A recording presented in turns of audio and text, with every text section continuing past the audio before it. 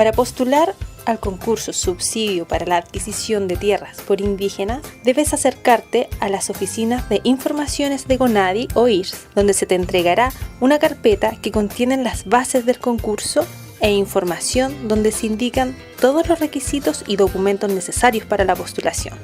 El plazo para el retiro de la carpeta comienza el 16 de diciembre.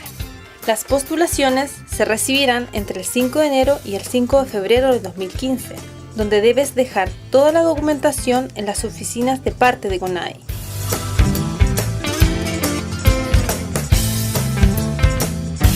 Estas deben ir en un sobre cerrado, adjuntando un formulario con tus datos personales y toda la información obligatoria que se indica en las bases. Además, debe contener todos los documentos necesarios para postular.